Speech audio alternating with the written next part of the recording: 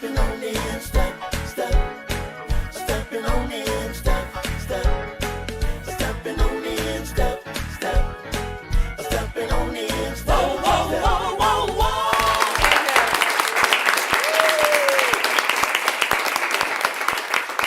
Welcome to Recovery Live Global. This is another opportunity that we can do a segment. We are here. I am your host, Jesse Washington, and I welcome you today. I was going back looking at our mission, and it's to educate, inspire, and provide recovery resources to the community. The program started back March 31st in 2020 when the pandemic hit and we was not able to meet person to person, so we went global and we went live. I thank our engineer for working the background and getting us on this type of a platform that we could get information out to the community. When I think about the goal is to provide resources to the community, and we have with us today a new friend. Well, not a new friend, but a friend of mine, Ciera Hardaway, and we've been working close together as we look at the community and try to assist those that's coming back into the community with resources and assisting them. I believe that when you got resources, you can do things just a whole lot better. Mm-hmm. So I'd like to introduce to you today Miss Ciera Hardaway, and I'm going to ask her if she would just introduce herself and tell us a little bit about her, and then I'm going to ask you a few questions about where we're going from here and what can we do to assist the community. Okay. I hate this part. You hate this part? Yeah, it's like, talk about yourself. So my name is Ciera Hardaway. But you know my street name, they call me Ciera Renee. Okay. Ciera Renee, okay. That's just what my branding name is as far as like the therapeutic services that I provide with the business and all of that. I'm a clinical psychologist, so I provide faith-based psychological services out of a private practice in Westland, Michigan. So I do reentry services for the Department of Corrections as well. Okay. I'm just a servant. I'm just a servant. I'm a graduate from Moody Theological Seminary, so I studied the psychology through a biblical lens. And so I just try my best to integrate theology and psychology into the community where I feel like it's going to be impactful. My mission is to destigmatize, particularly within the African American Christian community, mental health. Wow, that's a lot. That said a lot. And I like what you said because you was talking about the clinical side and the faith side. Yeah. And a lot of times people wrestle with the clinical and the faith. And you got a lot of people that's faith-based or all faith, and then you got a lot of people that's all clinical. Mm-hmm. And it seems like they can't mix it together. Mm-hmm. And I like that because somebody got to know both sides, the clinical and the faith, and then mix that thing together because I believe in both. I believe in faith plus. And when I say faith plus, I'm talking about I have faith in God, yes, but I still have a primary care physician. There you go. That I go to and make sure that my body side is saved as well as my spiritual side is saved. So it worked on both sides. And when you think about it, you say that your mission was to help and guide and make resources available to the primarily the African American generation to assist them with this thing. And then you said mental health. And mental health is, I like that new term, mental health, instead of mental illness. Yeah. There was a time it was called mental illness. Today, we're saying mental health, and it's because of the stigmatism that was associated with just the language itself. It had a stigma like mental illness. And when you say illness, automatically you talking negative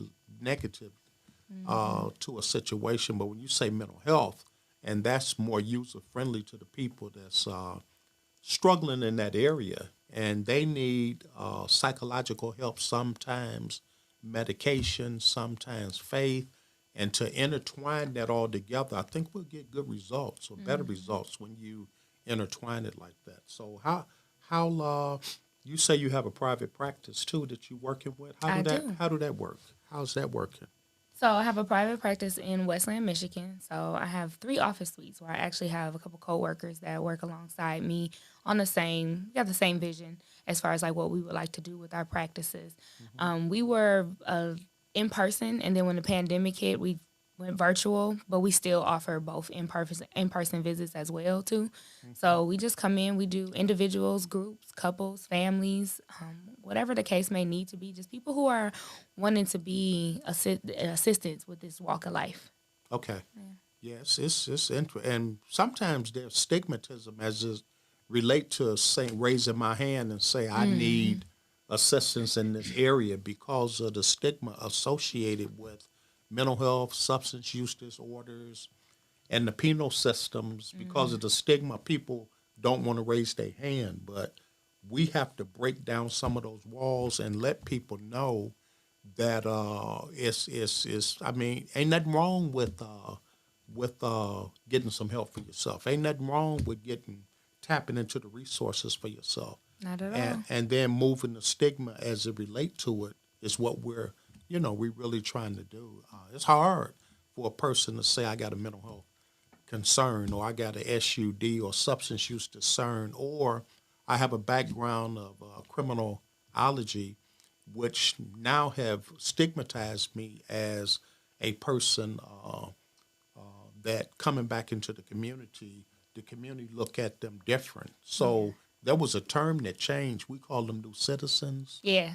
rather than ex-offenders, and that returning citizens, and that help us out a lot. And a lot of times you find out that people that's coming from the penal system is intelligent and smart and have a lot of skills and able to do a lot of things given the opportunity and the chances. And so we work with helping them get expungements. We work with helping them get housing. We work with helping them get employment, food stamps, medical coverages, family reunification. It's just so many areas that they need. And I'm noticing that a lot of individuals just coming through the penal system, when they first come home, they feel they got it together and they know what's going on. And I just say, hold on. Out here in the real community, it's a little bit different than it is inside or incarceration. And so I try to get them to at least open themselves up to some supports out here. And it's just so valuable. It's so valuable. But I'm proud. I mean, I'm so glad to have you, man. I'm glad to be here. I'm glad to so be here. glad to have you. Yeah. Talk to us. I mean, what else? I mean, how did you get into this field? God. Oh, God. Okay. So I enrolled at Moody and not in the counseling program. I enrolled in Moody in the biblical studies program. Okay. Because I wasn't like a babe in the faith, but more so like maybe like a little adolescent in the faith, and I wanted to understand the Bible like deeper. So I enrolled in like the biblical studies program, and being a part of that environment, I was exposed to what was going on at the school, and they were talking about the counseling program that was going to be there, and I just like sat in and got an understanding about what it was, and I really prayed and thought about it, and I was like, this could actually work. So my undergrad is in business management, so it was like a complete shift, right? Okay, It was a total like change for me going from business to psychology. So I was kind of a little bit at a disadvantage to some of my like cohorts because they had either some type of social psychology or, a psychology bachelor's degree. I remember sitting in class like, who are they talking about? Like, what is going on? Yeah. But I really think it was part of the purpose and path that God wanted to put me on. And my friend, I have one friend, she would always call me her friendapist. And that, to this day, that's my tagline, the friendapist. because I really believe that like rapport is something that's super important to the therapeutic process. Okay. So I just kind of learned my way about how being like authentically myself and what I bring to the table uniquely as Ciera. And it was a little bit of a struggle trying to figure that part out, but because of what we're taught, you're taught to keep certain images as like the therapist or the counselor. You're taught to keep a neutral affect, or you don't just say certain things or do certain things in those type settings. And it just didn't sit right with me. I said, listen, if God can call me friend, I'm no higher than him, so I can call my clients, like we can have a friendship, but keeping ethical boundaries. So I just became like, I just pushed through, and I think that was actually a game changer just for the relationships that I have with my clientele, the work that we were able to do, because I was able to just authentically show up as myself. And I just appreciated that version of me is pretty much what they needed in order to really have this relationship work, right? So me and my clients, like, we have a really good therapeutic relationship. I'm really invested into them being elevated to the best version of themselves. And how I started working at the prison, it was just, I don't know, I was applying for jobs, and one day this lady called me and asked me for like all kind of personal information. She was like, I need your social security number, your driver's license number. And I was like, wait, who is this? Like, what? It's too much fraud and things going on to just provide somebody with this information. And so I did a little bit of research, and I was like, I didn't apply for this job. I don't know why. And to be quite honest, my testimony is I had a real bad taste in my mouth about people who were in prison, because I grew up with a father who was in and out of prison. And I had a bad attitude. I was just like, people shouldn't go to prison. It's wrong. You make bad choices, and that's what they get. I had such a bad, nasty attitude. Like, no kidding. And when I started working there, it was just a total shifting, just understanding different people's stories and having to help people who were in those situations who I once kind of like turned my nose up to. It was just God's way of like showing me, like, listen, who you think you are? Yeah, but for the grace. But for the grace, like, who do you think you are? And like, you have a purpose in this place. And honestly, like, I was going through a divorce at the time when I first started working at this job. And I literally asked God for a dollar amount. I asked God for a dollar amount. I said, God, this is how much money I need to make in order to sustain myself as a single, right? Mm-hmm. He gave me $3 more than that. And I said, this got to be it. This got to be it. Yeah. And it worked with my schedule. It required a master's degree, but at the moment I hadn't graduated yet. But they took me anyway. They was like, you gonna graduate? And I was like, yeah. Okay. Lord willing, I will. That's the plan. And they say, okay, well, we want you. We gonna go ahead and hire you on a contingent basis based on me graduating. And so, hey, I was making the highest amount of money I had ever made. Fresh out the gate, I was just like, oh yeah, order my steps, Lord, order my steps. And it's been like an amazing experience ever since then. Like, so many connections, so many networking opportunities, just so much impact, and just things that not just. I see the good work in there, but it's also changed me as an individual, just how I feel, what I think, the work that I want to do, where I want it to go. It's been like impactful, life-changing. Yeah. Have they ever asked you, well, wait a minute, how you going to help me? And you never experienced some of the things that I experienced. Have you ran into that a little?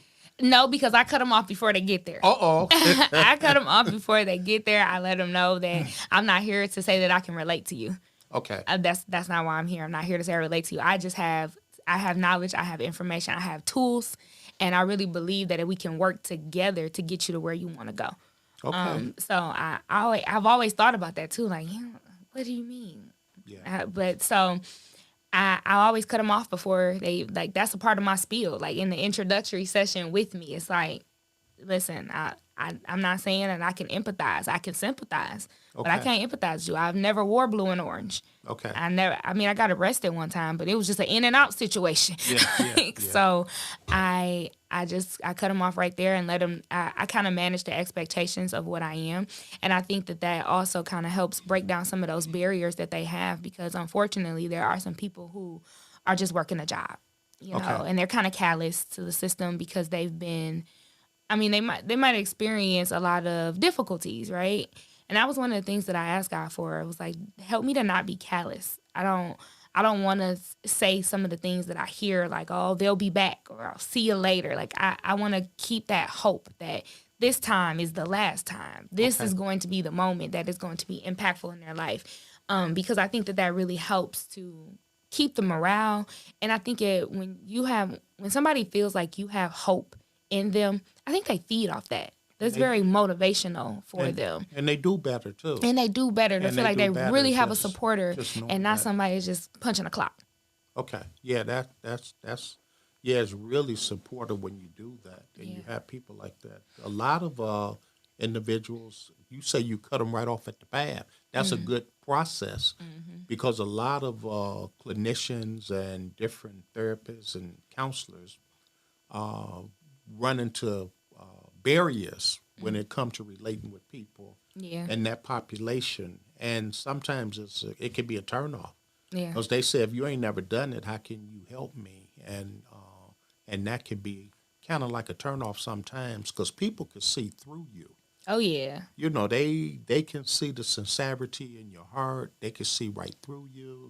They know if you there to help them or if you, just like you say, punching the clock. People know that. Yeah, they do. And when they feel that, it causes barriers and there are processes of growth and things like that. So it's just good. We're gonna pause now for a station break, Okay. and we'll be back in just a minute. All right. I'll be here. Well, you might be out there and you want to support the Recovery Live Global efforts. You can do so by purchasing one of our Recovery Live Global t-shirts. So I'm wearing one. If you look at it, it's here. We're moved into merchandise. So you can call us at 313-694-2140. That's 313-694-2140. And just say, hey, I want to support the ministry. I want to support Recovery Live Global by purchasing one of our Recovery Live Global t-shirts. And I had shared with those, if you live in the metropolitan area and you want a t-shirt, I'll deliver it. I'll deliver it myself. There's no cost for deliverance. So call us and purchase your Recovery Live Global t-shirt in support of the Recovery Live Global show. So support us. It'll be a good thing. Well, we're back.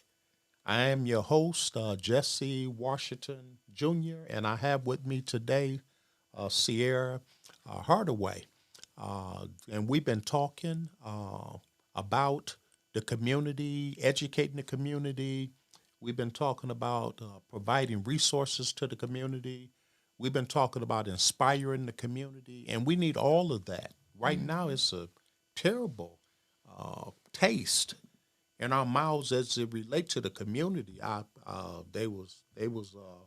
They flashed a news flash that they seen a guy walking in my neighborhood with an assault rifle, and this was yesterday. And I was saying, what a news flash in my neighborhood, assault rifle. So I'm thinking, I was talking to my wife. I was saying, man, it's and I had just heard the things about the schools and different things going on, and it just put me in a in a personal consciousness to think about, what's really going on, because things can happen so fast. So we have to educate one another, inspire one another, inform one another. How can we make things better? So the question is now, what can we do to make things better, and what can we do to cause what we do to reach the people? And so this virtual platform is global.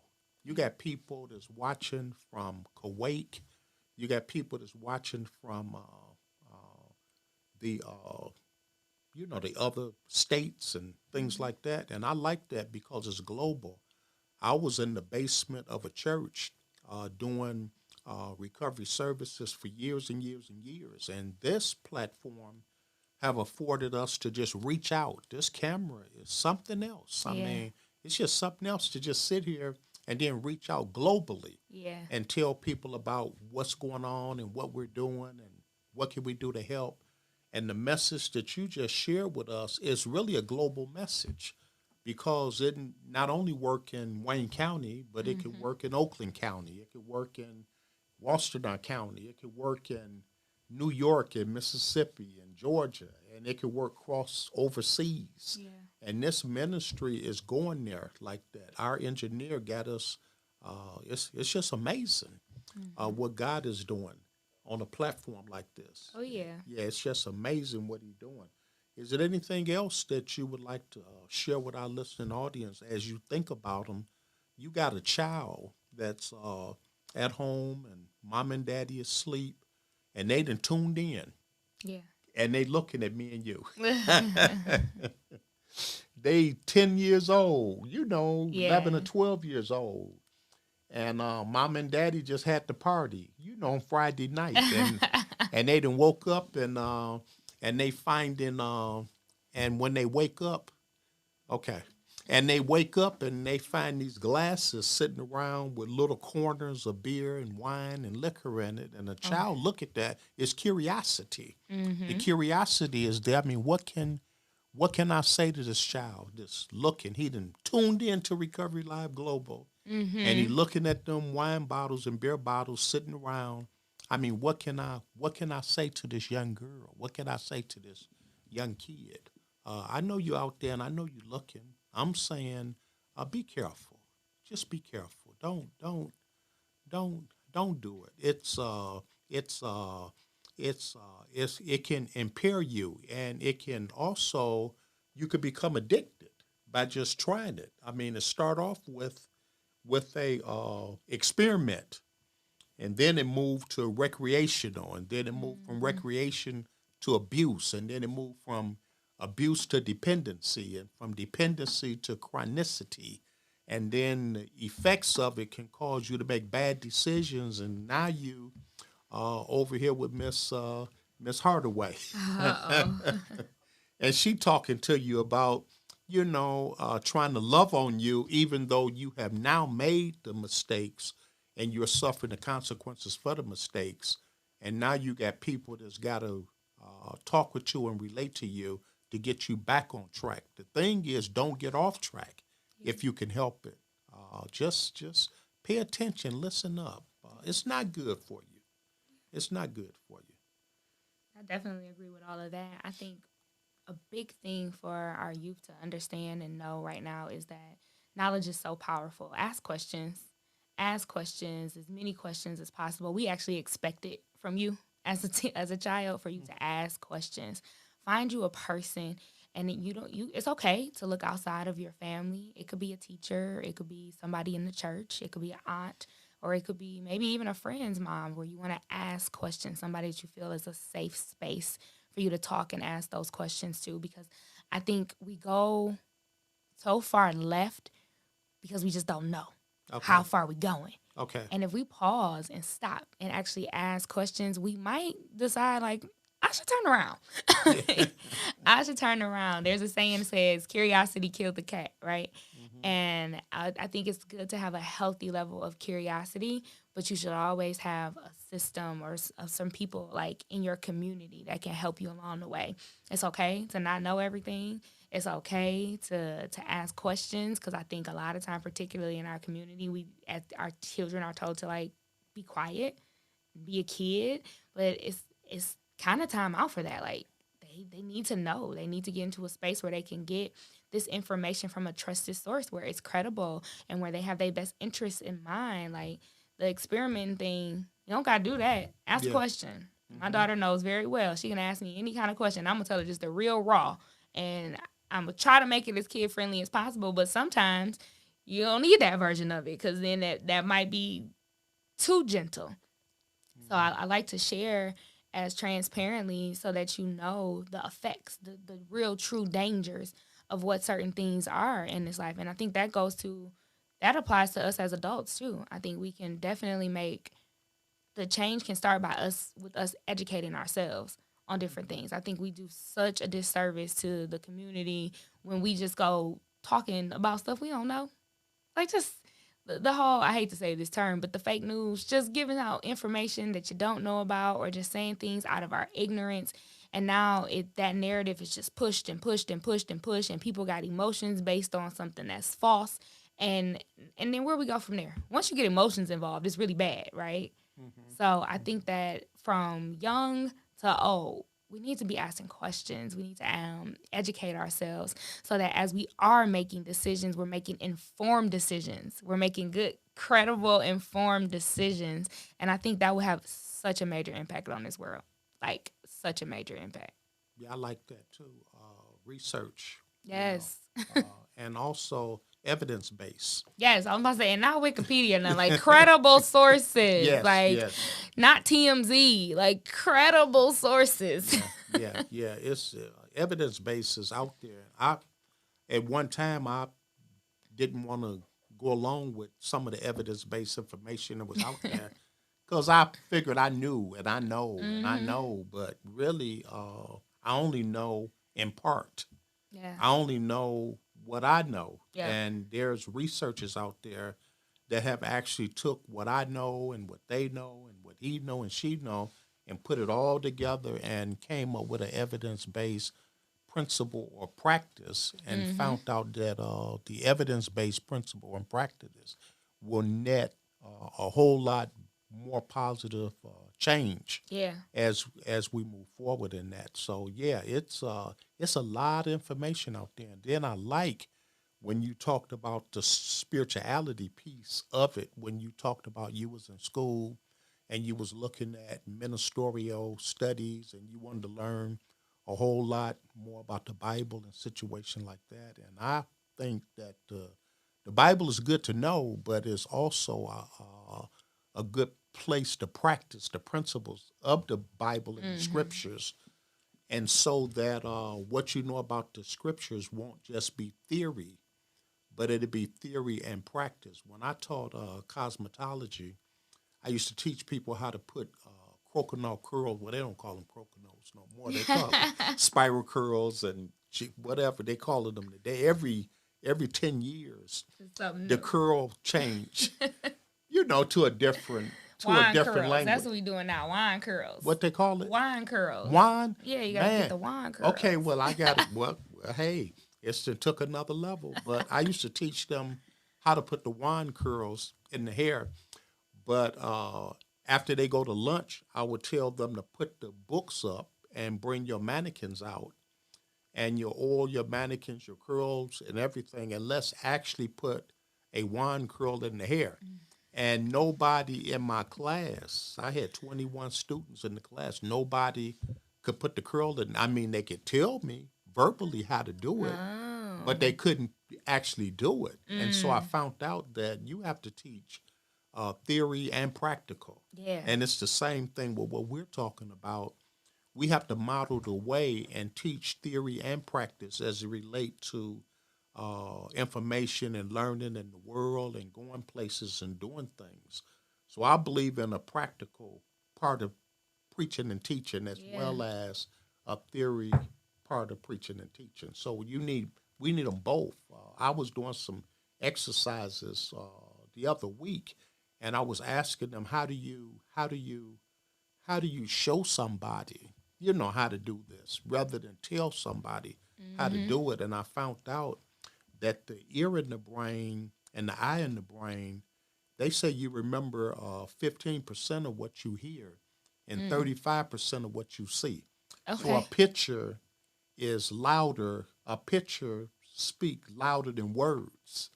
And so in order to gravitate and accept and understand some of the things that we're learning, a picture it's just you just can't beat a picture. I got you. And I think that picture was something else because I remember God used the prophets to tell forth the word And then God decided to send his only begotten son, which was a picture of God. Because he said, when you see me, you see the Father.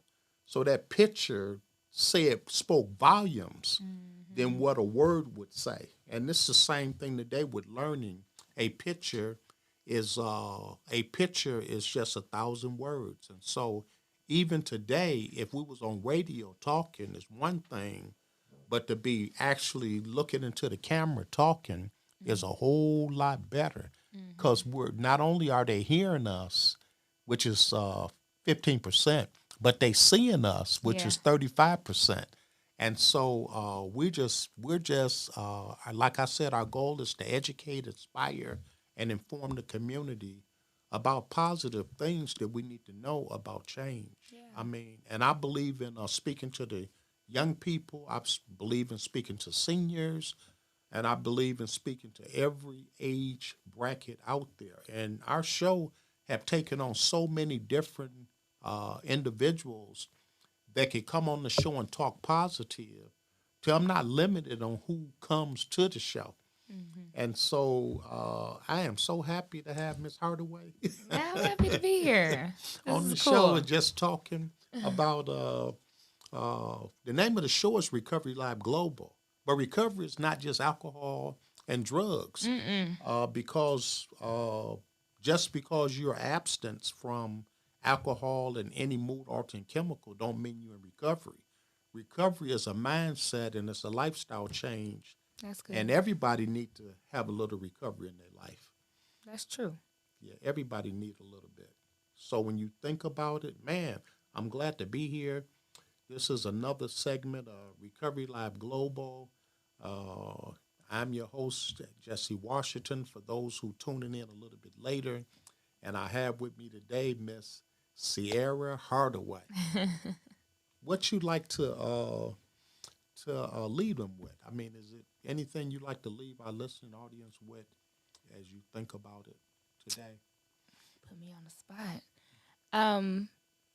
You can follow me on social platforms. Okay. We can do that. I share kind of like informational tips that's there as well. I'm looking to expand my in-office location to the downtown Detroit area, so I'm really excited about that. So we'll hopefully be able to reach more people who want to actually come into the office. I know virtual is a very viable option, but some people really like to just sit down on that couch. Okay. Like sitting down on that couch, something about that couch. I have so many people that say like, I don't know what's wrong with this couch. I'm like, I think it's the right thing. Like I'm just sitting here and you're crying. So maybe it's God is in that couch or something. I don't know. But if I could just leave people with anything, I just would say that, be okay with not being okay. And taking a chance, pushing past whatever that fear. There's an acronym for fear. It says false evidence appearing real. I think sometimes fear paralyzes us. So if you're in recovery, or if you're just in a bad situation relationally, or just not feeling like good as yourself, like that fear will stop us. The fear of the unknown, the fear of failing, the fear of whatever insert that you might be having. But fear is false evidence appearing real. So it's okay to push past those fears and that boundary. Failure is a part of the process. It's only a failure if you never try at that point. So I just will encourage people to keep pushing, being okay with not being okay, so that you can tell somebody else. Because once we have that shame about it, that keeps you stuck. And that's such a trick of the enemy. Get you to feel some shame about something, you'll be stuck there forever. But if you're okay with not being okay, you'll look for resources. You'll look for people. You'll share some information, and you'll be able to push beyond that. So I just would encourage everybody, like those feelings of like not feeling like yourself or not feeling good, those are indicators from God that you need to go ahead and do something. It's like the check engine light. It's like the check engine light. Okay. It doesn't tell you specifically like this is what's wrong. You got to go get a diagnostic. Okay. Right? So your check engine light can go off for your engine about to blow, or something small like your gas cap is open. Okay. One of them is really bad. One of Okay. them is not so bad. But why take a chance?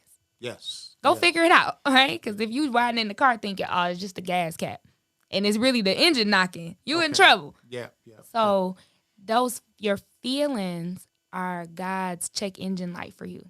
So go ahead and check in with those feelings. Get a diagnosis. Reach out to somebody.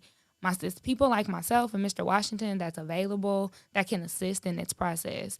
Psychology Today is a very good, viable resource to find people who are like-minded, like you, people who look like you, whatever you look like. On Psychology Today, they have people who look like you, people who you feel like can relate to you.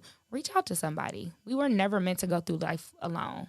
That's why God built all of this for us. Community is where we thrive. So just be okay to not be okay so that you can reach out to people and push past that fear. Yeah, you said a word called shame. Yeah. You know, shame say I am. Guilt say I did. Oh, yeah. You see the difference? We have to move from the shame because you're not what you did. It's easier to heal from something you did than who I am. And so I like that. I'm gonna have to do a segment on guilt and shame. Oh, yeah. Maybe have to get you back. That's a powerful one. That's a powerful one. You maybe get over have that to guilt and shame, man. It's freedom. Yeah, I may have to get you to come back and deal with that guilt. Yeah, and there's the freedom shame on the other side of that. People need to hear about it. People really need to hear about it. So I just, man, it's been a good show. A lot of information was assimilated and put out here, and I like to just say to the listening audience, tune in. If you would like to give to the broadcast, at the end of the show, you will see a scroll down on the way that you can do that. I like to also say that on June the 11th, we'll be having a outreach, community outreach event on June the 11th. It's going to take place at the Four Angels Garden in the city of Detroit, and we'll be there from 1 to 4. We're going to have some singing, some rapping, some dancing. Nice. We're going to have a bounce house. And Nice. we're going to have a clothes giveaway, a phone giveaway, food stamps giveaway. I mean, we're going to be in the community, providing for the community things that they would really, really need. And we also going to have a message from a young preacher, Brother Malcolm Griswold. He's going to be sharing the word. And so we want to do something out in the community. It's one thing to do things inside of the walls of different places, but it's another thing to take the walls off and go right into the heart of the community and take them the same resources that we're talking about on the show. We'll be taking resources out to the community. So if you would like to, you can, you'll see my number as we scroll forward. And if you would like to do a, what they call that, vendor table for information, a vendor table that you might want to market some things that you might have, we're going to have a nice event. So I'm plugging our community outreach event, June the 11th on today's show. So if you're in the city and you would like to be a part of it, give us a call and then come out and support us.